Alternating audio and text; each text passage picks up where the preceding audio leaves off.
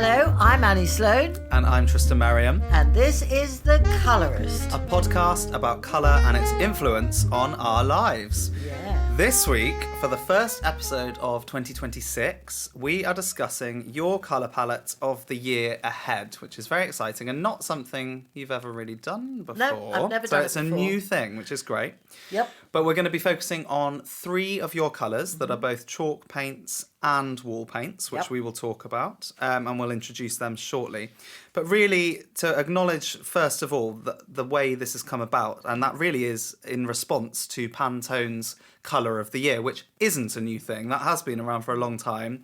And the kind of, outcry, I suppose, that's caused across social media and people's response to that, because it is white. Yes. So give us your thoughts on that and how that led into you kind of developing this idea of having your own colours of the year.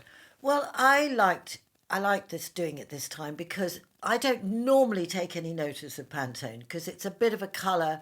They come up with a colour and they're looking at all parts of the world, society and everything. And I think, well, it's nothing to do with me. It's not really to do with interiors because they're looking at fashion and all sorts of, they're looking at the colour of cars. You know, they're looking at everything. Yeah. So it's a different thing to me, but people do tend to take it quite seriously. And the magazines love writing about it. And usually people comment on it who are interior designers. But I've thought it's not really important. But this year, because they chose a colour which is really a non-colour. Yeah. And the correct name for it is Cloud Dancer. Cloud Dancer. They always have some quite interesting name for it. And I just thought, it was really everybody not just going, oh, I don't like that colour, which is normally what people say. Yes, everyone's always got an opinion on There's always got any colour choice. Yeah. But this was more like, no, people are very adamant. We want colour. We want something which we need colour.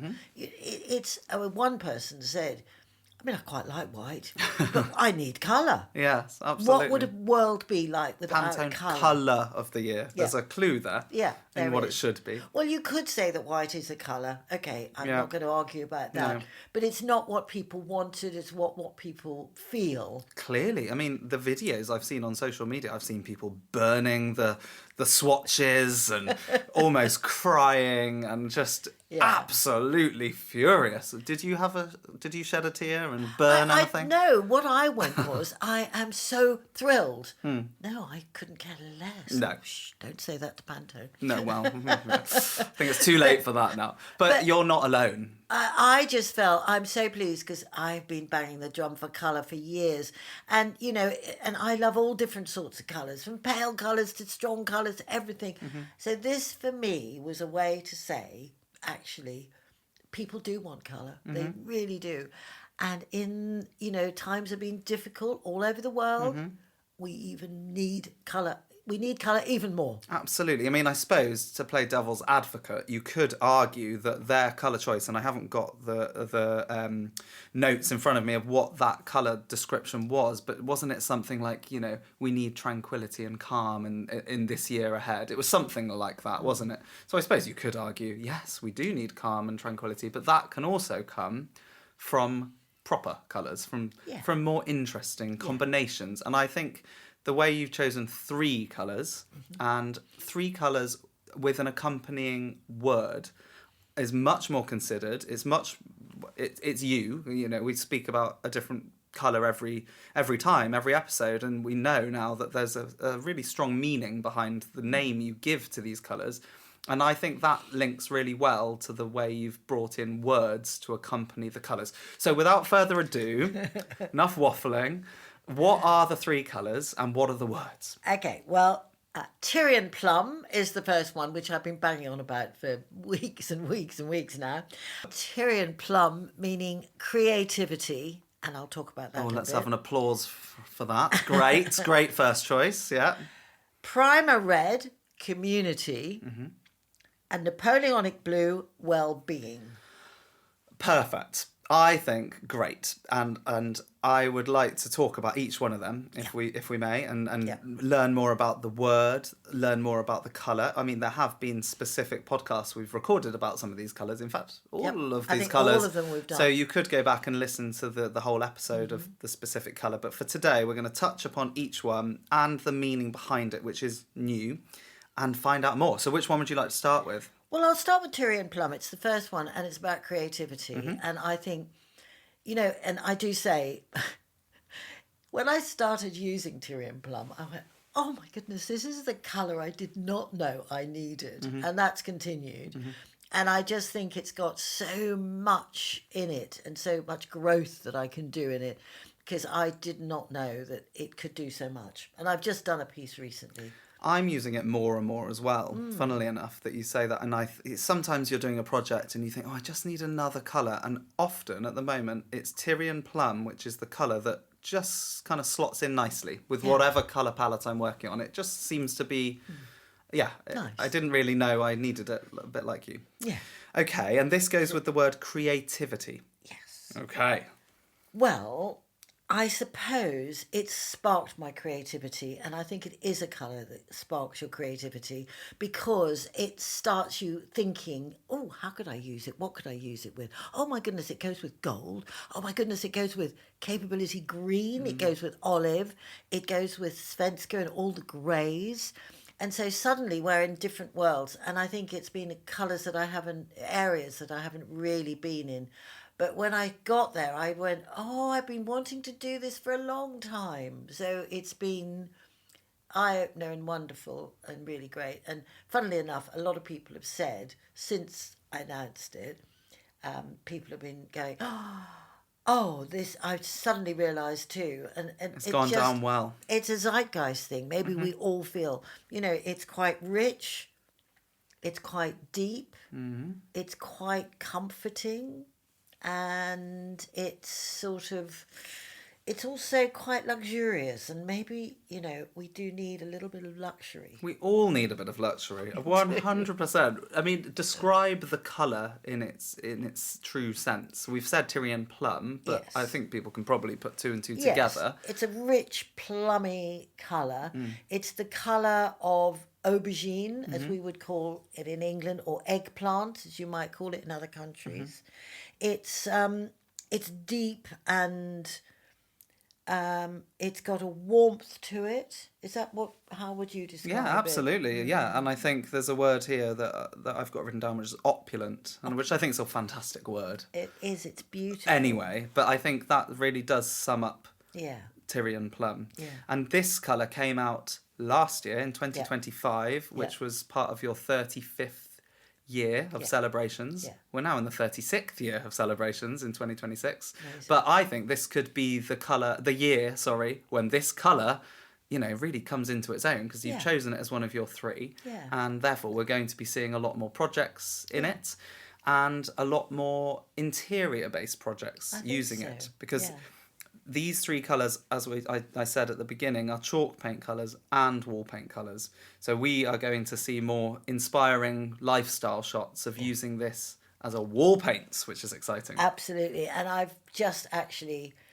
painting my dressing room in Tyrian Plum. We've spoken about your dressing room before. Yeah, well, I was thinking about doing it, and it is now being done. So we're imagining Annie's dressing room, luxurious, opulent, paired with gold, a global chic aesthetic, You wait Yes, I've got high hopes for this dressing room.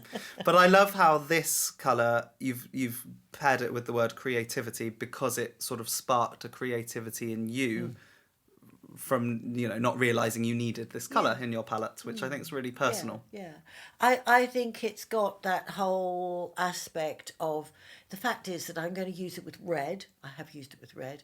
And that's something that I probably wouldn't have thought of before. So it's Let's take the word creativity in a more general sense, and in terms of the brand and the business. Why is creativity so important to your work that you do? Oh my goodness. Well, No, put you on the spot there. yeah, I take it for granted. I think creativity in everybody's life is really important. We're all come at it at a different level. So some people have hardly been creative in their lives, and suddenly they start. I could be crocheting. It could be gardening. I mean, it could be Absolutely. all Cooking, sorts gardening, of ways. dancing, yeah. And if you don't do these things, I think, when you start doing them, it's wonderful. And there is at a certain point in creativity when you let the door open a little. So a little cog goes off in your head and you realize that you can actually break all the rules. You don't have to follow what you think you have to do, but you follow what is in you, and you can do all sorts of things and don't be thinking, oh, it's not good enough or it's too much childlike. Anything like that. I think that's what we need to encourage this year. Absolutely. So that people, just let rip. And gain the confidence to let themselves be creative, because we hear it a lot. I'm not creative, I'm not artistic. You don't need to do these things, you can just do it for the sheer joy of doing it. Yes. And go on, sorry. Well, I was going to say, I think people, if they're not really, they're a bit scared, I think they should look at some artists, some really good modern artists. People like Matisse are a good place to start, because he has beautiful, lively paintings, and they're full of colour and gorgeousness. But, they're not like, it's not a Vermeer. And I think a lot of people think, oh, I can't paint like Vermeer, therefore I'm not an artist. Well, if you look at someone like, Matisse or any of those, probably a lot of the Impressionists. And the Impressionists are painters that people feel comfortable with, and it isn't carefully done. And it's not childish. And I do know, you must have it too, people go, it's too childish. Absolutely. Yeah. I get that, and it's not childish, and so look at Matisse. But it can be simple and accessible, and I think painting a table a colour, Tyrian plum in this case, that is creative. If you're in a job which requires no creativity, doing something as simple as that is creative. Right. I'm making it too difficult already. Exactly. So just paint. Do it. I mean, yes, so I could paint this table, I could paint the whole thing in Tyrian plum. Maybe you could do the edge in just a little gold or a something. Little gold Absolutely. Or green or whatever it is. That is creativity in itself. Yeah. And there are so many ways in which your brand supports creativity across the world. Absolutely. And I think that really comes obviously from you and the team in terms of all of the social media and the content and the amazing campaigns, but really it also stems from the stockists and the workshops that people offer. So you can go to stockists and be taught how to be creative, or taught to have the confidence to be creative. Oh, one of the nicest things that used to happen to me when I was teaching and when I had my shop, people would say, oh, I'm not creative at all. I didn't know I was creative. But doing these techniques, I realised I am. And so that's as a stockist who teaches workshops, that is, you think, isn't it magic? Success. I've converted them. Yeah. I think creativity, fantastic. Tyrian plum, fantastic. 10 out of 10 so far from me. Not that it really matters. Which colour is next that you'd like to discuss? I don't really mind, but I think that... I think I might go for well-being, which is Napoleonic blue. Okay, tell us about Napoleonic blue then as a colour.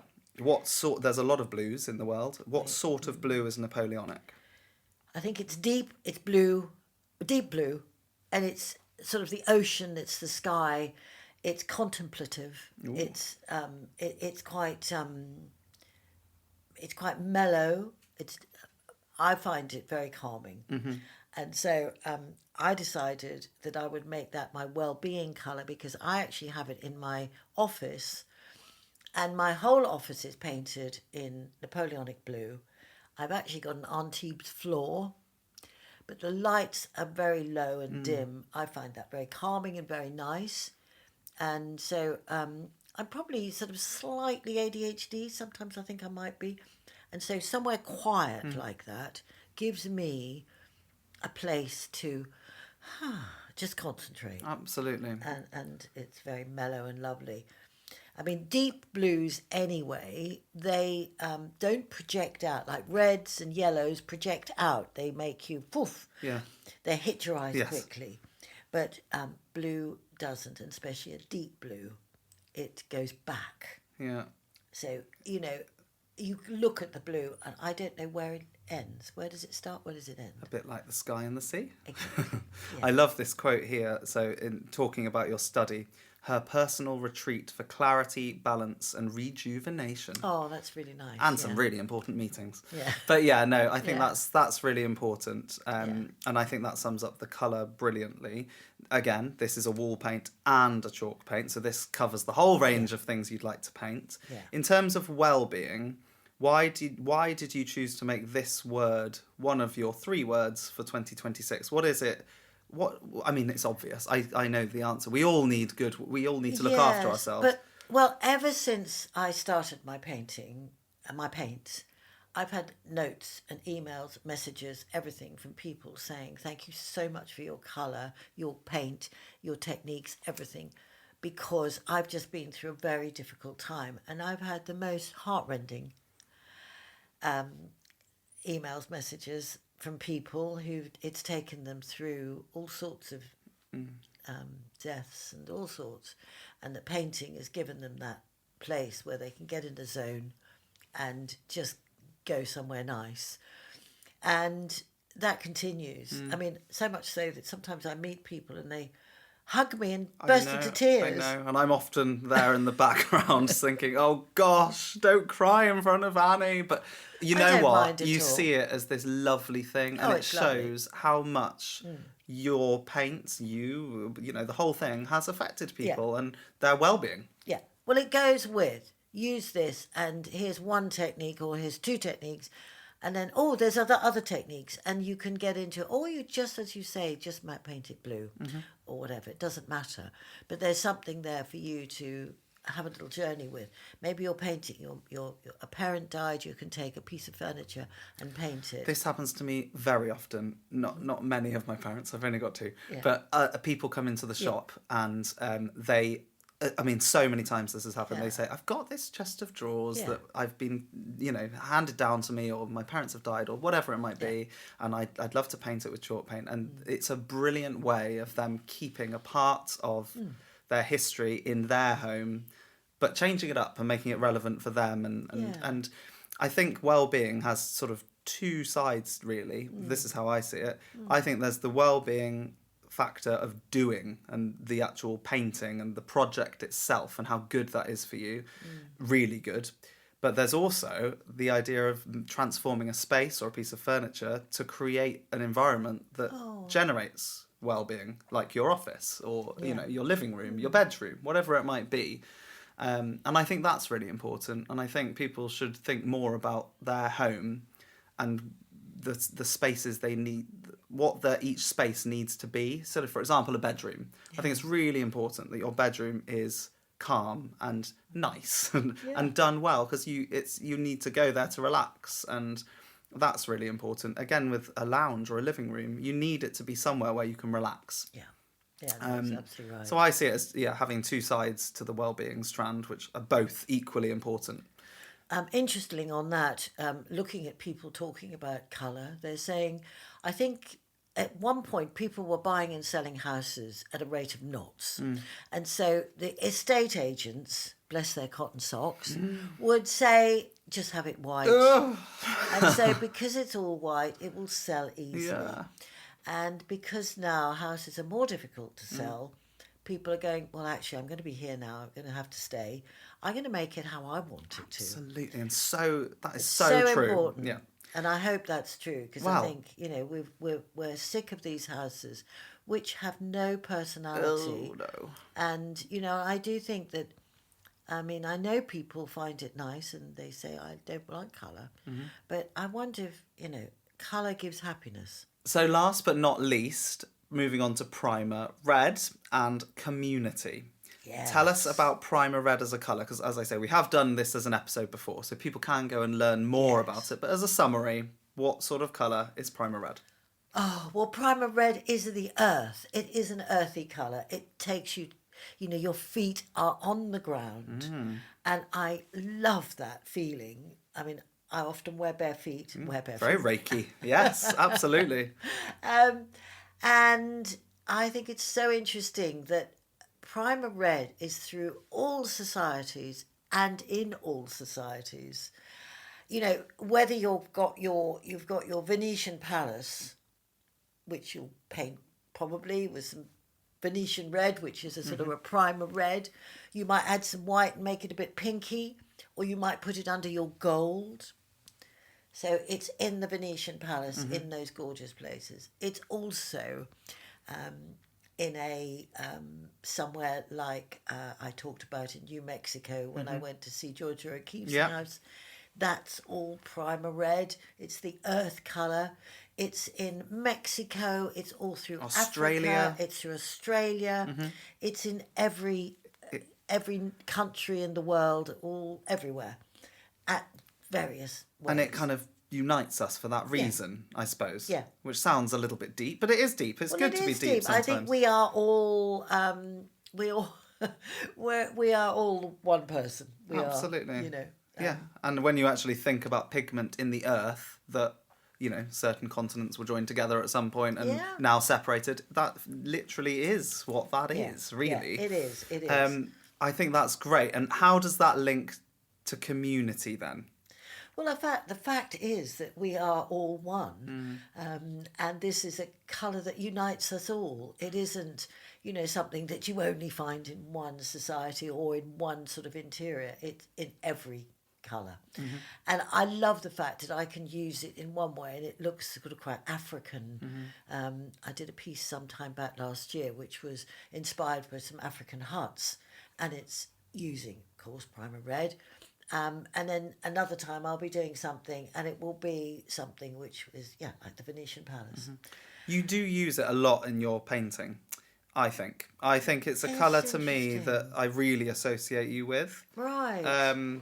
And we've had a few in the past, Antibes being one of your favourites. Not favourite, we can't say that. But one of them. And I personally associate you with primer red. And I look around your home, and we were just downstairs having some lunch in the kitchen, and it's behind your sort of splashback area in the kitchen. It's on a panel of wall there. It's on a little lamp I can see behind you over there. I feel like you use it a lot. Yeah. Well, that's really interesting. I hadn't noticed it. But it is a colour which earths you. It feels, and I love that feeling. I think we all must feel grounded. We must be grounded. And if you're not grounded, then you need to be. Absolutely, yeah. Oh, yeah, I completely agree with that. Grounding, a little bit of well-being, and some creativity. Keeping your feet on the ground. Yes. I think no matter what is a good piece of advice. Yeah. And community then. Yeah. How does chalk paint and Annie Sloan and the business, the brand, how does that build community? We've sort of touched upon it through creativity and well-being, but there is a strong community with chalk paint. Yes, and it's something that has happened without me making it.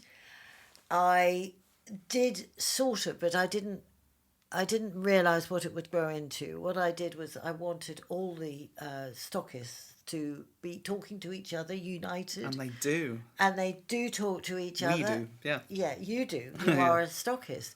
And we have pages, WhatsApp pages and what have you, all sorts of things where people can talk and we can share stuff and I can show them, look at this, I give them advance notice of stuff. And people talk to each other, and it's remarkable. And then there also are the painters, and we have every pot of paint that's sold goes out to somebody who then uses it, and I love it when they write to me and say, look at this picture. Sometimes they do it on social media, sometimes they just write and show me it, and they don't want me to repost it. They just want me to see it.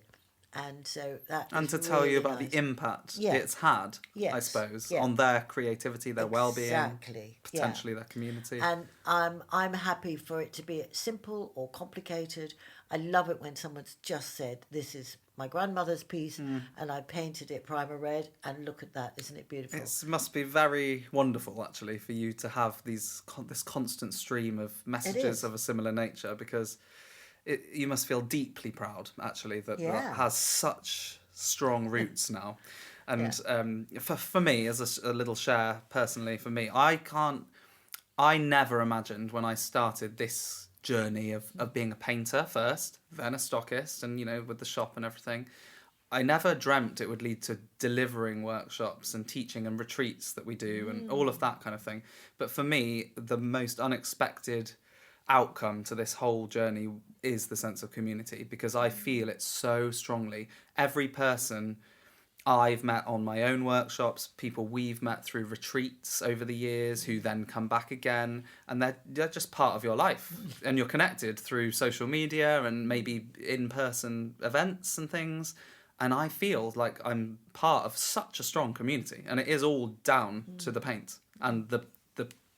I keep calling it the brand and the business. I don't really know what to call it. It is a brand. Does it a but, disservice in a way? Well, It's more than that. It's more than a brand and more than a paint is what people say. And this year, what we're going to be doing is putting a bit on our website, which is going to be just for painters. So people who are at home, they're painting a piece of furniture and they can send it to me or send us to us, and we're going to put it on a special part of the website to show what people have done. That is fantastic. Normal photos, nothing fancy. No. You don't need to go out and buy a light ring and upgrade your phone to the latest. It's just normal stuff. And if you want to be in the photograph, we'd love that as well. But you don't have to be.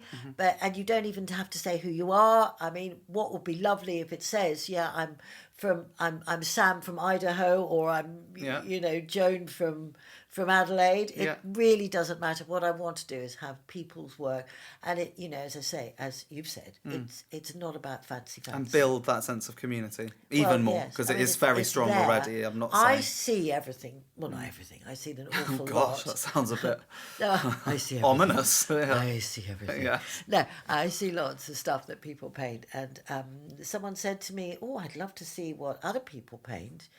And do you get lots? I said, "Yeah, I get loads." Oh. Let's share it. That gave us the idea. I think that's a lovely idea. Yeah. And we didn't really talk about that with well-being and creativity. Are there any sort of special things or new things you're doing this year to promote these words and those colours? Well, I think there's going to be... You're not allowed to say. I can't really say everything, but that's certainly one that will be. And I don't know when it's happening, because anything which revolves around or needs the website and everybody... takes ages. It's a long time, But hopefully it won't be too long. But yes, because now websites are so complex that you can't do it yourself. I used to do everything myself. Can't do it now. Yeah, I remember you telling me about, taking boxes up and down from the basement or the cellar and doing this and labelling and stickers and all that kind of thing. Yeah. So over the next 12 months, what can we expect in terms of you showcasing these colours together, and also in terms of furniture and wall? Well, I'm going to be doing lots, for certain. And also, this is a call out to everybody, stockists and painters who've never painted before, painters who've done lots. Please paint something in one or all three of these colours, or two of the colours, whatever you want. It doesn't even have to be these colours, you can do anything. But if we're talking about this, it would be lovely to see how you can make your own piece. We did a long time ago a campaign called Make It Your Own. And so, and as I say, it doesn't have to be complicated. It can be very, very simple. All for that. Absolutely. Well, simplicity is key, isn't it? And that is something I'm going to be doing much more this year, because I will be doing much more simple painted furniture. Which is the title of my second book, by the way. Hey, there we go, going back full circle. It's all good, isn't it? Simple painted furniture. So there's so many things that I can do that, and I think I've been getting quite complex, because I thought, I don't know, I was getting more interested in my painting, my personal painting, and now I've got my own page for that on Instagram.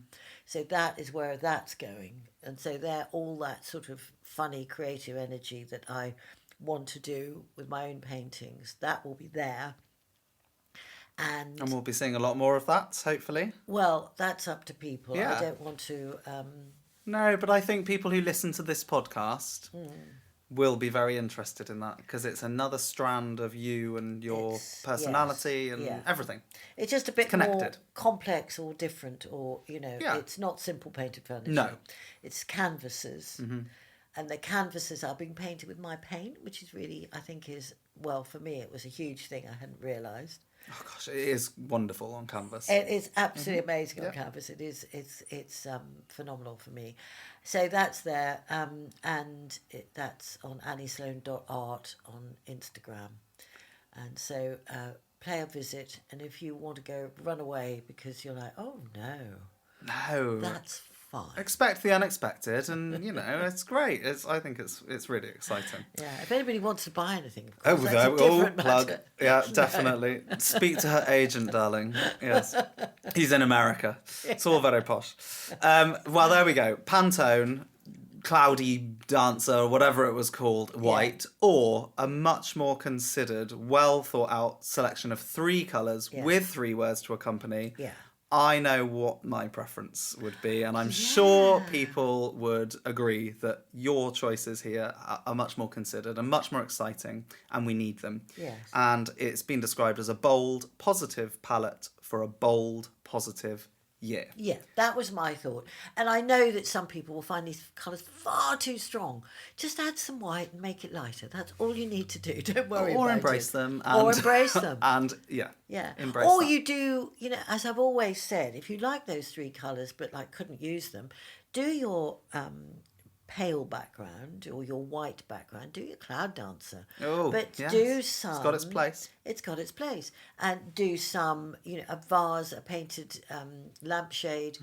Do a chair, actually. You've got to do a little bit of, go on. Got to push the boundaries a little bit. You do. You wouldn't be doing your job properly if you you didn't encourage people to do that. Yeah. And I swear that you will feel happier. Absolutely. And that's what it's all about. It really is. Well, congratulations on it. I think it's going to set the year off very nicely. Yes. It is the beginning of the year, so we've got 12 months of this to look forward to, as well as all the other colours and all the other things.